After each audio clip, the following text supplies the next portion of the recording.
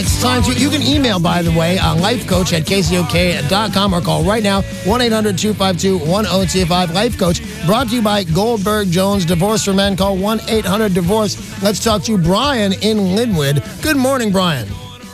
Hey, how you guys doing? We're good, man. What's up?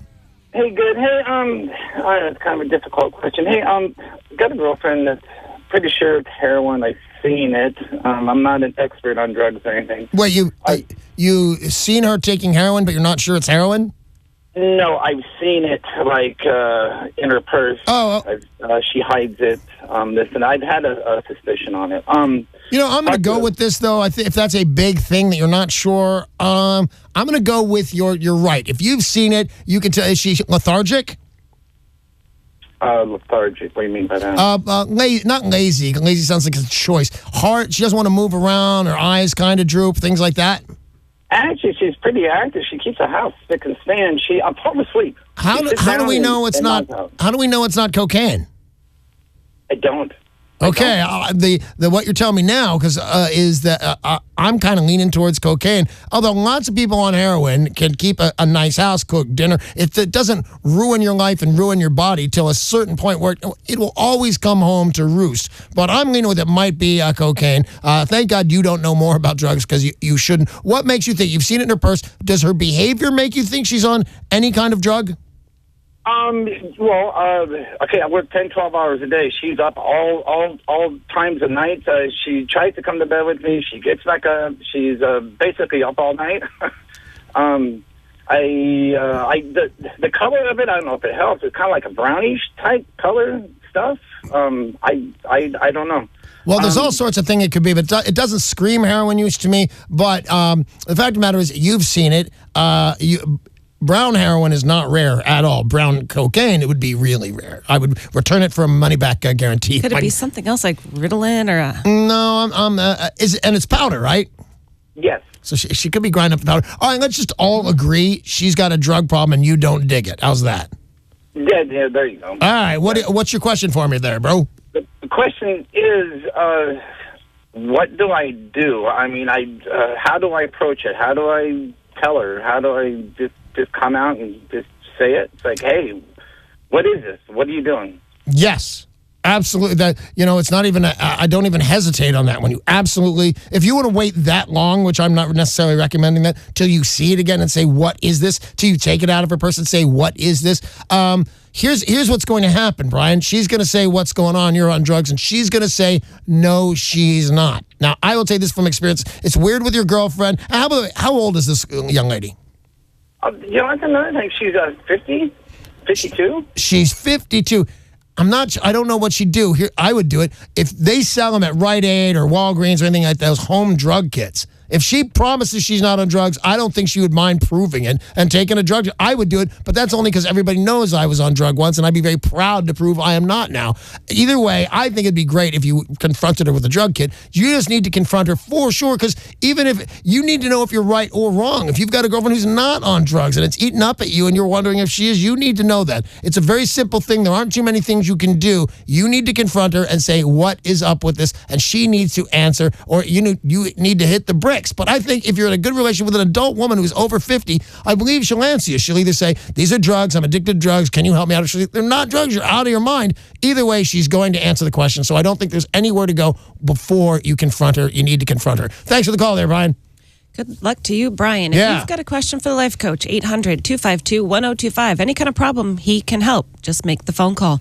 Susie in Seattle, you're on with Danny. Hi, Susie.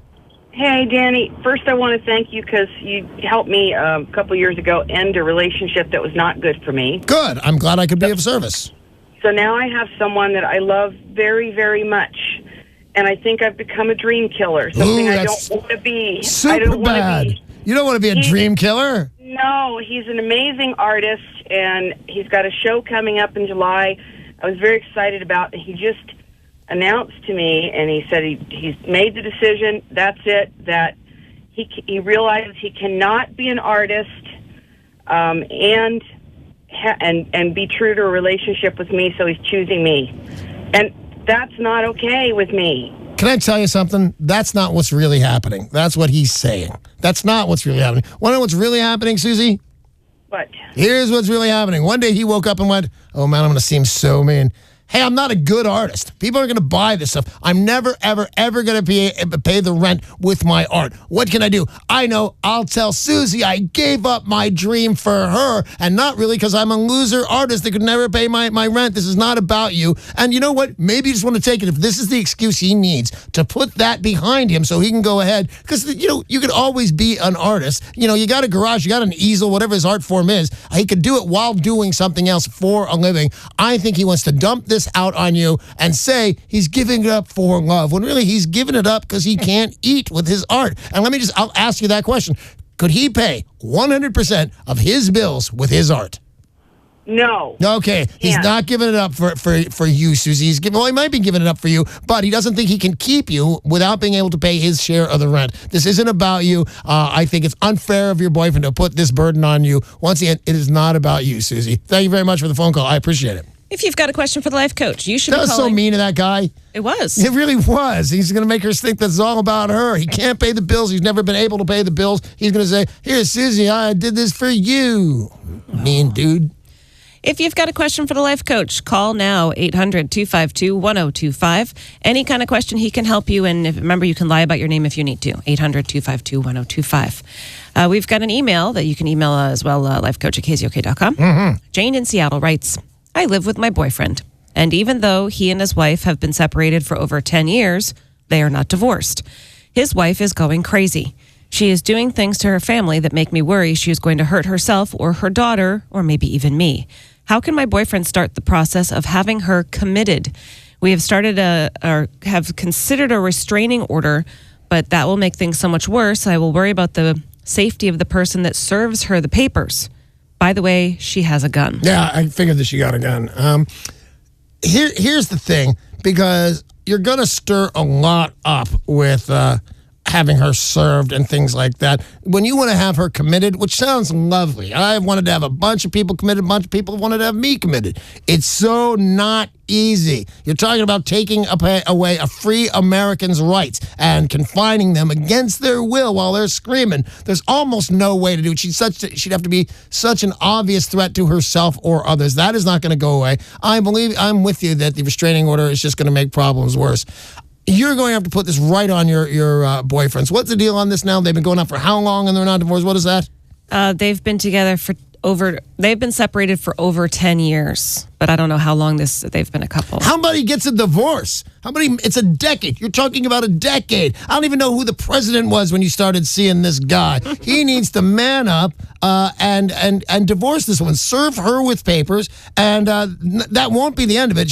I'm believing you that she's a nutbag, and she's going to do all sorts of stuff, but she's going to do it either way, and she'll be divorced. She'll be the ex when this is over. And by the way, why did you get involved? I can see getting involved with a married man. They promise they're going to leave their wife. They seem unbelievable. But how about 3 years later, 2 years later, you say, hey, when are you going to pull that trigger? Not a decade. I would think that you kind of brought this on yourself. He's been married for a decade. Longer than that, they have a kid. He needs to get a divorce. Absolutely. And if he says, but I'll lose the house, then lose the house. At some point, the house is not worth it. It's such a burden on you and your relationship. Lose whatever it takes to lose, to free yourself and extricate yourself from this really bizarre and dangerous and, burdensome situation. Thank you very much for the email.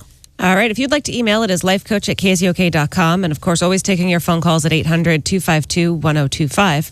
I've got another email here, and this is from Joe. He's actually writing from Philadelphia. Oh. I was a professional engineer for over 25 years. 6 years ago, I was diagnosed with bipolar disorder when I was arrested. I was arrested for a non-drug-related and non-violent theft charge. I was convicted of a third-degree felony, spent some time in jail, and now have completed probation. My bipolar is now under control, but I never realized the huge impact this felony conviction would have on my life. Oh, big drag, really big drag. It's going to show up everywhere. The state has rescinded my engineering license, and now I can't find a job. How can a felon find gainful employment? Well, I'll tell you, but the first thing is, it is not without possibilities that you can have this expunged. Like it never even happened. I forget what carpet cleaning service, that's their slogan, like it never even happened. But you can do that. You can have it rescinded by a judge. You've got your bipolar disorder, which he'll just look at a mental incapacity. You got it under control. There's a very good chance, get yourself a decent lawyer, and there's a very good chance that they'll expunge this. And when I say like it never even happened, if somebody looks for it, a private detective looks for it, it will be gone. Those records will be sealed. So that's a different thing. You're still an engineer. Is he still an engineer? They rescinded his engineering license. Yeah, you're going to have to move on from that. I'm sorry about that. But there are lots of jobs. You're going to have to, I'm assuming you're going to want better advice than this, but this is the best advice I can give you. You need to beat the pavement. You need to work twice as hard as people who don't have a felony. And you got to remember, now, I did what I was talking to you about. My felony arrest is expunged. It's because of time and things like that. But, there were people who didn't want to hire me for a very long time, and I just get in the pavement, sending out tapes, my little radio demo and stuff like that, and it took a while, but I finally got a job. The thing you have to do is just work harder than those people that don't have a black spot on their resume. Yours is you're a convicted felon. So, you know what? Effort will out, man. If somebody says, well, he's got this thing, and it's pretty well explained, he did something stupid, now he's taking his meds, but man, he works really hard. A lot of people would be very proud to have you on your payroll. And like I said, they started this out with, get it thrown off your record like it didn't happen. Hire a lawyer if you can. Hire a lawyer and get it expunged. All right, we've got time for another email on Danny Bonaduce, life coach. This is from Derek in Olympia. I recently hooked up with a long-term friend. We have been having adult relations, starting with regularity, but here's the catch. We've kept it a secret from our other friends. I'm not quite sure why. Maybe we're concerned that it's a short-term thing and we'll go back to our old lives and avoid the embarrassment. It's getting to the point of awkward keeping this thing a secret. Should we stop hooking up? Should we tell our friends? What do you think we should do? You should not stop hooking up. Big, huge. There's no reason to not hook up. Hook up a lot. I promise you that you believe this is going to be way worse than it is.